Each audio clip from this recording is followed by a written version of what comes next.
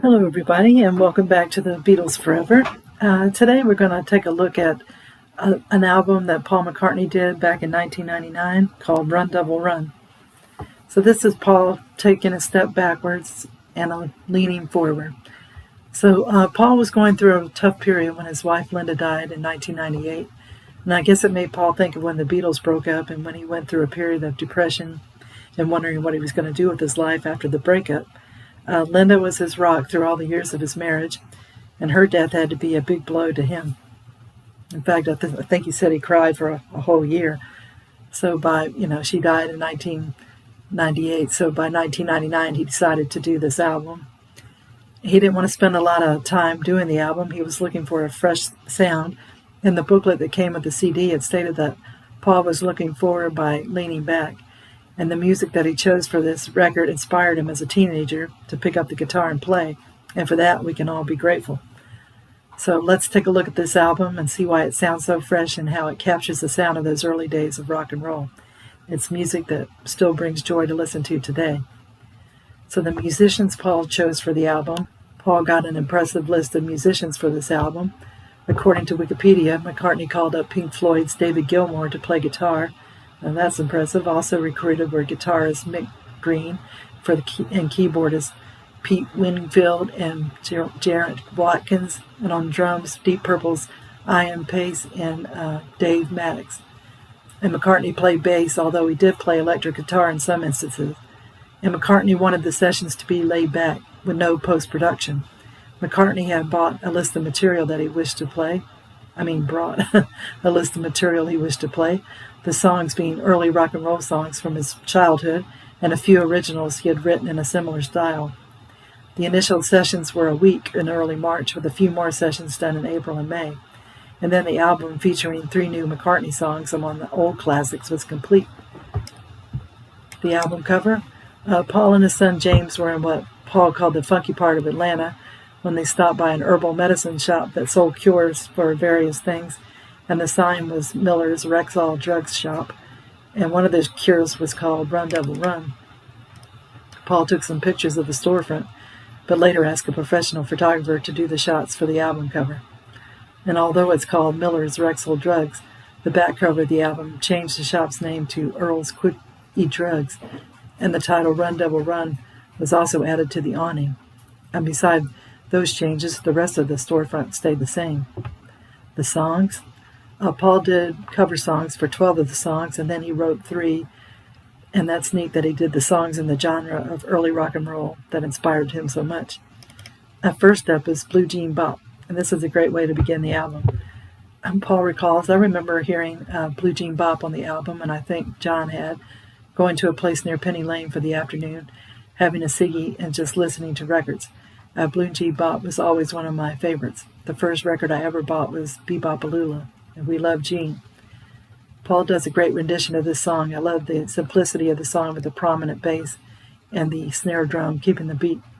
Then a great electric guitar solo appears at different points of the song. It's a great toe tapper. Paul said, I love the lyrics of this album. They're really nice.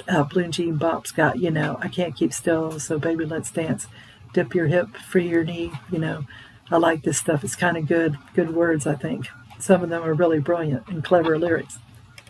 The next song is called She Said Yeah. Paul said that this was a Larry Williams song, and he said the Beatles covered 3 of his songs, Bad Boy, Slow Down, and Dizzy Miss Lizzie. Paul said that he and John always loved Larry Williams, and John was always going to do the song Slow Down, and Paul was always going to do the song She Said Yeah. This song is a rocker. It moves along at a fast pace, and the piano parts sound like a Jerry Lee Lewis song. And it sounds like it's a little bit old and a little bit modern, so that makes it pretty interesting. Next up is a song that people are more familiar with, All Shook Up. Paul plays tribute to Elvis, doing his version of the song. It takes a little while to get used to this version after hearing Elvis do it so many times. Paul's version is a little more rock and roll. He states on his album insert that this song came out when he was 15. He and his mate would go to the fairgrounds to try to pick up girls with no success, and he would go home feeling down. And then he'd put this record on by Elvis and would get rid of his blues. It's that songs can change your emotions and that's a good thing. I don't know if this song tops the King's version, but it comes close. Next up is Run Devil Run. This is the first of Paul's songs for the album. He was inspired by the herbal medicine shop where he saw this cure-all called Run Devil Run. I really like this song, and Paul said he did it in a Chuck Berry style, but not only does it have that early rock sound, it has a bit of the wing sound to it too. Paul and the band really keep a fast pace on this song without hardly a breath. If you try to dance to this song, you won't be dancing on the next song because it'll really wear you out. Paul does great vocals with this. Next up is No Other Baby.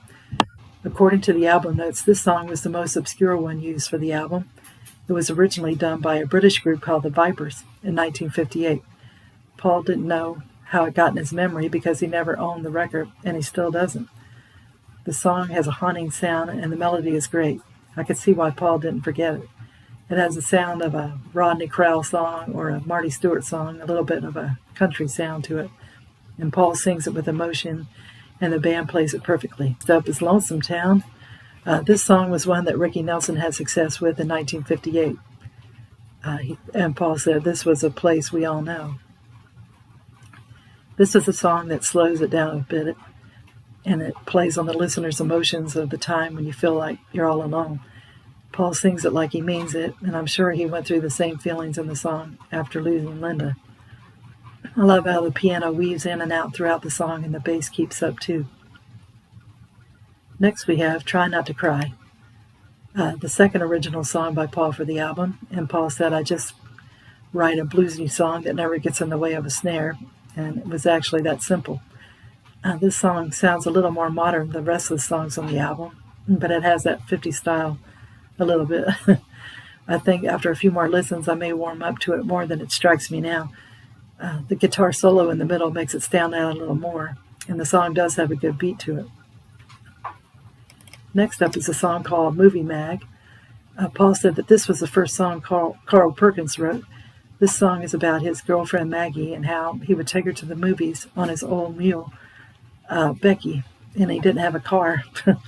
Paul and the Beatles had a feel for country songs and seemed to enjoy performing them, and you could tell Paul loves Carl and his rockabilly sound. He does a fabulous version of the song. The song almost sounds like I Walk the Line by Johnny Cash. It has that galloping sound. You can almost see the lyrics coming to life, another toe tapper. Paul can sing those story songs as well as Roger Miller or Marty Robbins. Great job.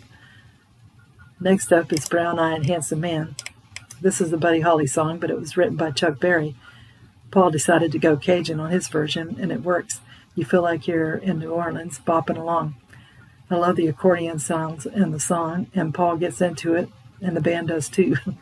Great version of the song. Next song is called What It Is. This is the final original song that Paul wrote for the album, and this song feels like it could have been done by the Beatles or in Wings or by Paul himself. It has a great hook, and Paul sings it with force. Good time rock and roll lives. And Paul states on the insert that he was playing bluesy riffs on the piano, and this song started to come out. And Linda was there, and he enjoyed it for the feedback she gave. So he thought he would do it as a little tribute to Linda. So knowing that makes the song even better. Next up we have Coquette, and Paul stated that this was an obscure song on the B-side of a song by Fats Domino, and they went with the first mix they did because that was the best feeling. Paul does a good version of the song because of the vocals, and the piano is so prominent in the song. Next up is I Got Stung. This is another Elvis Presley song, and Paul said this wasn't one of his favorite Elvis songs, but he couldn't get the intro out of his head. Holy smoke, land sakes alive, I never thought this would happen to me. And Paul takes a harder version of the song. He thought he would change it up from Elvis's version. I guess I've heard the Elvis version too much. I like the Elvis version better. Paul's version is just a little bit too harsh. Honey Hush is the next song. Paul says that this song was written by Big Joe Turner, and Paul remembered waking up at John and Stewart's place with his eyes burning, and one of the guys put on, "Come into this house and stop all that yakety yak." It was his favorite on the whole album to sing. And he said, "I like how the song begins with the lyrics, I just mentioned Stop All That Yakety Yak. This is old-time rock and roll at its best, and it rocks from the beginning to the end. It's got fun lyrics and great instrumentals. Paul loves this song, and you can tell by the way he sings it. It is a good song. I love it too. Shake a Hand. According to the Beatles Bible, the song was written by Joe Morris and originally performed by Faye Adams. Her 1953 recording topped the U.S. Billboard Rhythm and Blues chart for 9 weeks, so that's pretty impressive. Little Richard's 1958 version was the one that hooked McCartney, who heard it as a teenager in Hamburg, Germany. He said, I have this image of being in Hamburg. There was one bar, and they had a pool table and a great jukebox.